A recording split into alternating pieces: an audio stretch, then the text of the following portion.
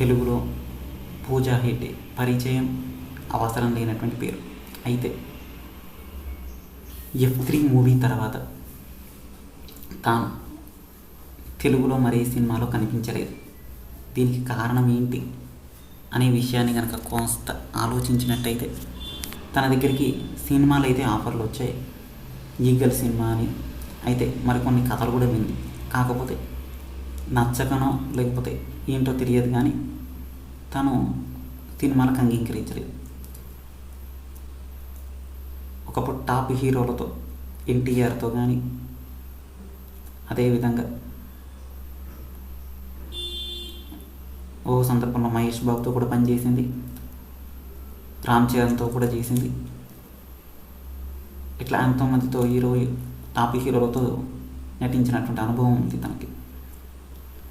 ప్రస్తుతం హిందీ సినిమాల మీద ఫోకస్ పెట్టింది, అక్కడికి వెళ్ళే ప్రయత్నం చేస్తుంది. అయితే అక్కడ కూడా ఆ స్థాయిలో నెంబర్ 1 అయ్యేంత స్థాయిలో మాత్రం సినిమాలు హిట్ కాలేదు. ఎందుకంటే ఇప్పటివరకైతే 3 సినిమాలు చేసింది అక్కడ హిందీ సినిమాలు. హిందీలో కూడా ఆ స్థాయిలో రాలేదు. కాకపోతే మంచి పేరు మాత్రం వచ్చింది.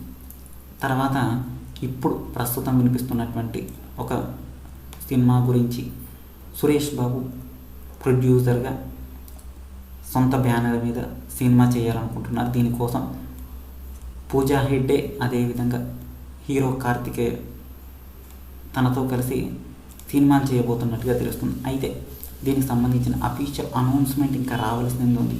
అయితే హీరో కార్తిక్ అందరికీ తెలిసిందే, విభిన్నమైనటువంటి పాత్రలు పోషిస్తూ ఉంటారు. అట్లా తెలుగులో తమిళ్లో కూడా మంచి పేరు ఉంది.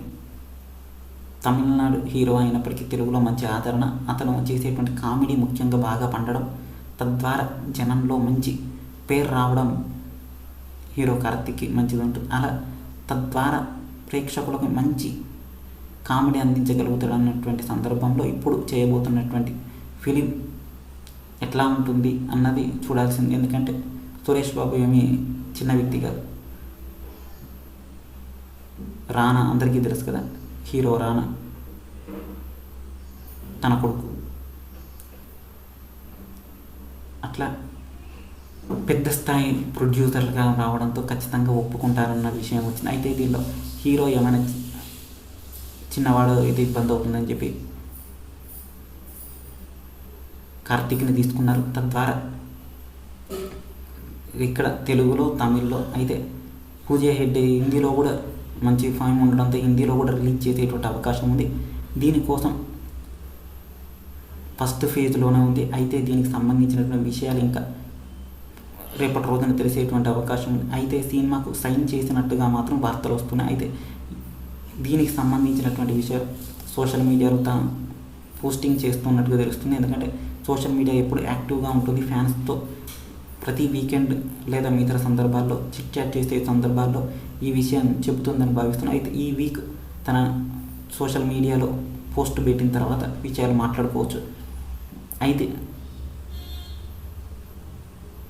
సురేష్ బాబు మాత్రం తన ప్రయత్నం తను చేస్తున్నాడు. అయితే దీనికి సంబంధించిన కథ అయితే సిద్ధంగా ఉంది. ఇక స్క్రీన్ ప్లే అదేవిధంగా సొంత బ్యానర్ సొంత ప్రొడ్యూసర్ తానే కాబట్టి సినిమాకి ఎటువంటి ఆటంకాలు ఉండవు, తొందరగా పూర్తవుతుంది. తద్వారా